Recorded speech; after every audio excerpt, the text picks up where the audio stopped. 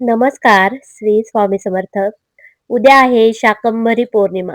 तर घराच्या मुख्य दरवाजावर आपण कोणतं पाणी शिंपडायचं याबद्दल श्रद्धेनुसार आणि पद्धत सांगितलेलं आहे. ते पुढे व्हिडिओमध्ये नक्की तुम्हाला सांगते. तर शाकंभरी पौर्णिमा धनवृद्धीसाठी उपाय आहे. श्रद्धा व परंपरेनुसार मुख्य दरवाजावर शिंपडायचे पाणी कोणते आहे ते पाहूया. गंगाजल, तुळशीचे पान, हळद, तांदूळ मिसळलेले स्वच्छ पाणी. कसं करायचं? सकाळी लवकर उठून अंघोळ करा. तांब्यात स्वच्छ पाणी घ्या.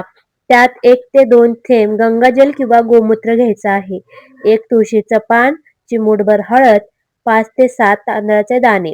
हे पाणी मुख्य दरवाजावर व उंबरठ्यावर शिंपडा. शिंपडताना मनात किंवा ओठांनी म्हणा, आई शाकंभरी देवी, माझ्या घरात अन्न धनाची कमतरता कधीही पडून देऊ नकोस.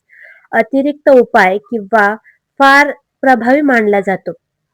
तर हे तुम्ही शाकंभरी आईला नक्की सांगायचं आहे. दरवाजाजवळ रांगोळी काढा. उंबरठ्यावर थोडेसे तांदूळ ठेवा.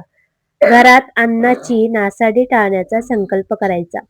असे मानले जाते की या दिवशी देवी अन्न व समृद्धीचा आशीर्वाद देते.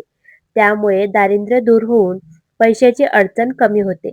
तर व्हिडिओ आवडला तर नक्की लाईक करून शेअर करत जावा आणि आपल्या व्हिडिओला सबस्क्राईब नक्की करा. धन्यवाद. श्री स्वामी समर्थ. कमेंट करून नक्की श्री स्वामी समर्थ लिहा. धन्यवाद.